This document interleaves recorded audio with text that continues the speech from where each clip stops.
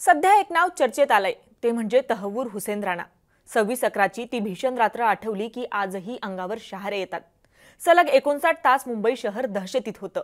हा हल्ला इतिहासातला सर्वात भीषण हल्ला म्हणून आजही लोकांच्या स्मरणात आहे। या हल्ल्यात 164 लोक मारली गेली होती। मात्र अजूनही या हल्ल्यात जीव गमावलेल्या या निष्पापांना न्याय मिळू शकलेला नाहीये।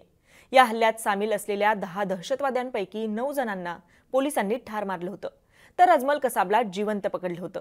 मात्र या हल्ल्याचा मास्टरमाइंड तहव्वूर राणा अजूनही जिवंत आहे। हल्ल्यानंतर तहव्वूर राणा लपला होता।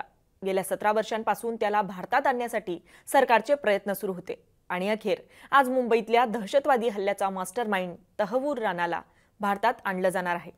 तहव्वूर राणा इतकी वर्ष मात्र कुठे होता? तहव्वूर राणाची अख्खी हिस्ट्री काय आहे, हेच आपण आजच्या देश विदेशच्या या व्हिडिओतून पाहणार आहोत। नमस्कार, मी छाया आणि आपण पाहताय मुंबई तक। तहव्वूर राणाचा जन्म पाकिस्तानात झाला। वैद्यकीय पदवी घेतल्यानंतर तो पाकिस्तानी सैन्याच्या वैद्यकीय दलात सामील झाला। राणाची पत्नी सुद्धा डॉक्टर होती। 1997 मध्ये ते दोघं पती पत्नी कॅनडाला गेले आणि 2001 मध्ये त्यांनी तिथलं नागरिकत्व मिळवलं। नंतर राणा अमेरिकेतल्या शिकागोमध्ये स्थायिक झाला आणि त्याने इमिग्रेशन आणि ट्रॅव्हल एजन्सी सुरू केली। इथेच तो पुन्हा त्याचा जुना मित्र डेव्हिड कोलमन हेडलीला भेटला, जो मुंबई हल्ल्यातला प्रमुख कट रचणारा होता। 26 नोव्हेंबर 2008ला 10 दहशतवाद्यांनी मुंबईत हल्ला केला। हा हल्ला पाकिस्तानच्या दहशतवादी संघटनेने लष्कर-ए-तैयबाने केला होता।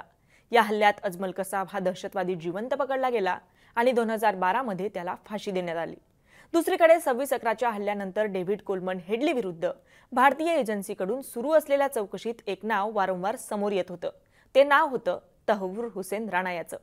शिकागोमध्ये कडक सुरक्षेत 4 आठवडे चाललेल्या खटल्यादरम्यान राणाबद्दल अनेक माहिती समोर आली।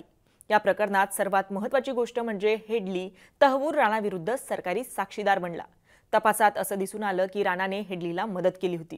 2006 ते 2008 दरम्यान हेडलीने अनेक वेळा मुंबईला भेट दिली आणि हल्ल्याच्या ठिकाणांची रेकी केली। यासाठी राणाने त्याच्या एजन्सीचा वापर करून मुंबईत कार्यालय उघडलं, जेणेकरून हेडलीला व्यवसाय व्हिसा मिळू शकेल आणि त्याच्या कारवाया संशयास्पद वाटणार नाहीत। हेडलीने अमेरिकन न्यायालयात साक्ष दिली की राणाला हल्ल्याची पूर्ण माहिती होती आणि त्याने तो घडवून आणण्यास मदत केली होती। आता हा राणा फक्त मुंबई हल्ल्यात सहभागी नव्हता, तर 2009 मध्ये राणा आणि हेडली डेन्मार्कमधल्या जिलँड्सपोस्टेन या वृत्तपत्रावर हल्ला करण्याची योजना आखत होते। पैगंबर मोहम्मद यांचे व्यंगचित्र प्रकाशित केल्यामुळे हे वृत्तपत्र वादात सापडलं होतं, पण त्याआधीच FBI ने दोघांनाही शिकागो विमानतळावरून पकडलं। 2013 मध्ये अमेरिकेच्या एका न्यायालयाने डेन्मार्कवर हल्ला करण्याचा कट रचल्याबद्दल 14 वर्षांच्या तुरुंगवासाची शिक्षा त्यांना सुनावली। इकडे भारताकडून राणाच्या प्रत्यार्पणाची मागणी सुरूच होती, तिकडे तहव्वूर राणाने स्वतःला भारतात प्रत्यार्पण करण्यापासून वाचवण्यासाठी अमेरिकेच्या सर्वोच्च न्यायालयात धाव घेतली होती।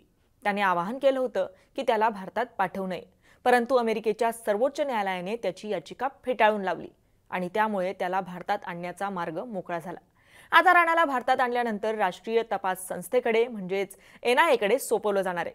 काही आठवडे NIA त्याची कोठडीत चौकशी करेल, त्याच्यावर दहशतवाद, हल्ल्याचा कट आणि हत्येच्या आरोपांवर खटला चालवला जाणार आहे। जर तो दोषी आढळला तर त्याला जन्मठेपेची किंवा मृत्यूदंडाची शिक्षा होऊ शकते।